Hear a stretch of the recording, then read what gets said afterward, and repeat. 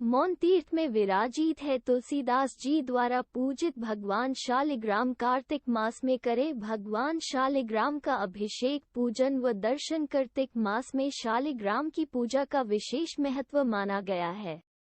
विशेषकर कार्तिक माह के आखिरी 5 दिनों में, जो कि भीष्म पंचक कहलाता है, उसमें की गई पूजा का फल पूरे साल की पूजा के बराबर है।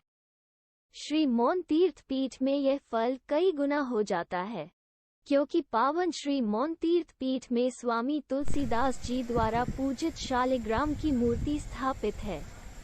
श्री मौन तीर्थ पीठ के पीठाधीश्वर सत श्री सुमन भाई जी को यह प्रतिमा तुलसीदास जी के वंशजों ने भेंट की थी, जिसे पूज्य भाई जी के द्वारा विधि पूर्वक पूजन अभिषेक के साथ स्थापित की गया है।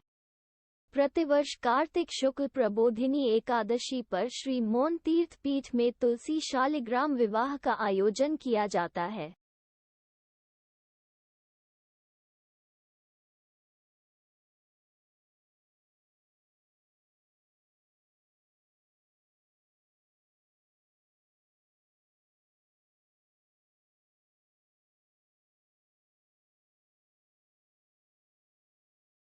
कार्तिक मास भगवान विष्णु की आराधना का विशेष मास माना गया है हमारे धर्म ग्रंथों में।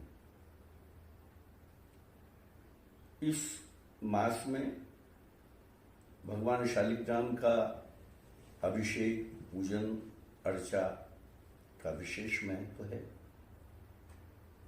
और सबसे सुखद बात हमारे लिए ये है कि श्री मौन तीर्थ पीठ में दिव्य शालिग्राम जी, 500 वर्ष पुरानी शालिग्राम शिला, ऐसी शिला जो पूज्यपाद गोस्वामी तुलसीदास जी महाराज के द्वारा पूजित है, जिसका पूजन गोस्वामी जी किया करते थे, जिसकी साक्षी में, उपस्थिति में गोस्वामी जी ने श्री रामचरितमानस लिखा है, वो शालिग्राम शिला श्री मौन तीर्थ पीठ में विराजित है। कार्तिक मास में शालिग्राम जी की उस पावन शिला के दर्शन आप सभी के लिए सुलभ हैं, सहज हैं। आप चाहें तो पूजन अर्चन कर सकते हैं। कार्तिक पूर्णिमा को शालिग्राम जी शिला का दर्शन कर यहाँ गंगा घाट पर दीपदान भी कर सकते हैं। ये शालिग्राम शिला हम जब काशी में कथा के लिए गए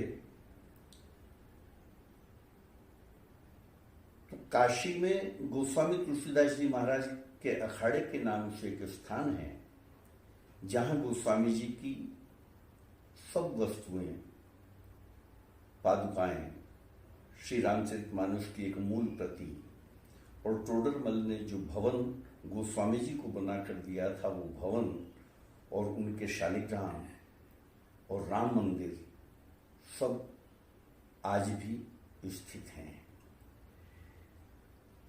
वहां के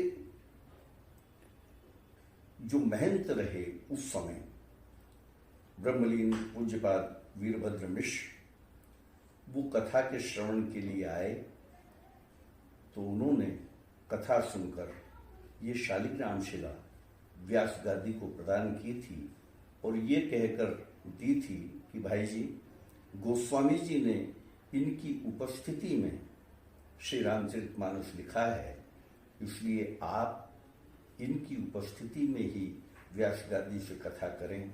तब से आज तक मैं जब भी व्यास गादी से श्री राम कथा का वाचन करता हूँ, तब उन शालिग्राम जी की उपस्थिति व्यास गादी पर रहती है।